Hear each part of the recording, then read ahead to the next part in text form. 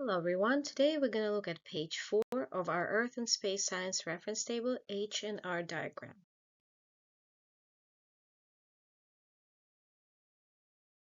This diagram shows us different characteristics of stars comparing to our Sun.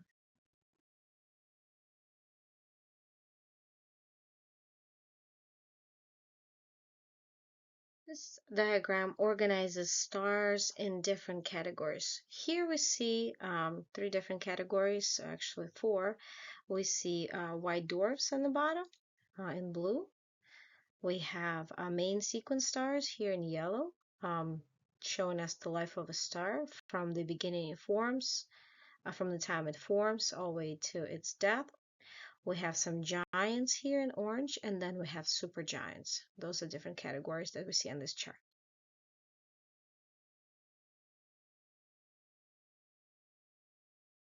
Let's look at the scale on the left that shows us luminosity of our stars, how bright they are.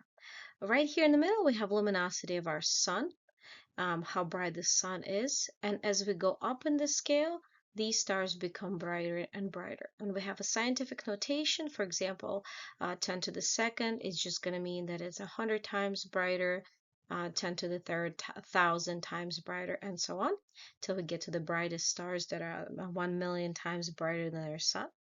And as we go down in the scale, we see dimmer stars, again, 10 times dimmer than the sun, 100 times dimmer than the sun, and so on. So on this side of the chart, on the bottom part of the chart, will be the stars that are dimmer than our sun. On the right side, we have our sizes of our stars. We have an increasing scale here. We have smaller stars right here in the bottom, and then we have bigger stars on top. And again, our sun is going to be in this area, which is average size star. The sizes of our star, they are compared to our sun. As we see, sun is labeled as 1 with these diagonal lines. And then as we go up from the sun, we have stars that are 10 times radius of the sun. We have 100 times, we have 1,000 times. And then as we go down, it's going to be 1/10 of the size of the star, 100th, and 1,000th size of the star. Those are really small stars here. Another pattern we notice here, as the size of the star increases, the lifespan of the star decreases. So it is the inverse relationship.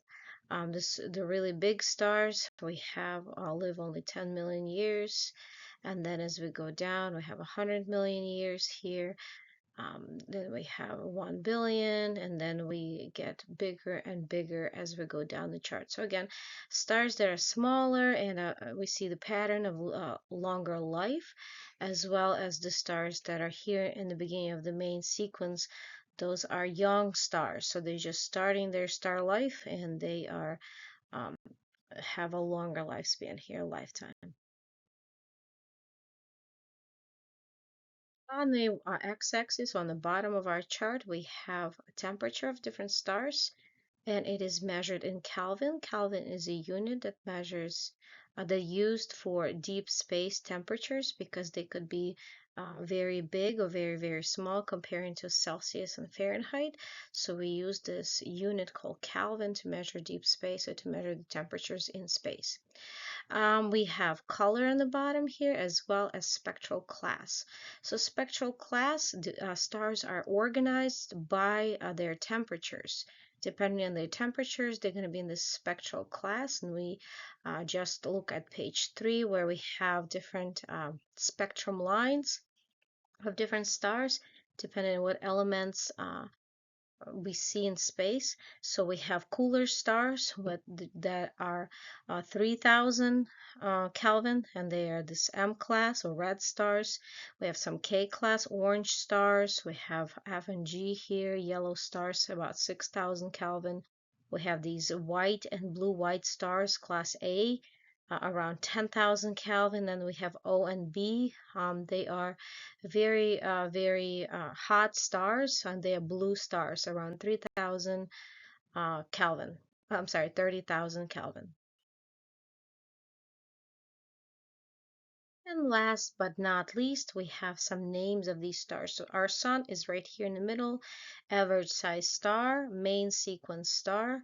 Our neighbor, the closest star to us here, Proxima Centauri, looks like it's a much smaller star. We have spectral class M, cooler star. We have some white dwarfs here, Sirius B and Procyon B. We have some giants like Betelgeuse, Deneb, Rigel, Rigel. We have Polaris, also a giant, Aldebaran, a giant star. We have Beta Centauri here. We have Barnard stars. So the idea here to make sure that you can compare these stars in terms of their luminosity, if they're brighter or dimmer, in terms of their increasing mass, which ones are bigger stars, which ones are smaller stars, in terms of their temperatures, if they are cooler stars here or hotter stars. If you notice on our x-axis, it is inverse. So cooler stars are actually on the right side. So all of these stars could be cooler stars versus hotter stars are going to be on the left side. So we used to zero being on the left side of our chart. In this case, it's a little bit a different layout.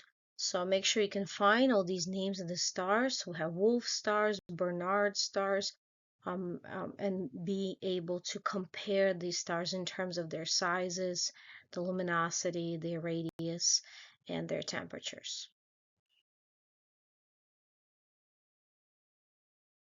And this is our HR diagram. Good luck studying, and we'll talk soon.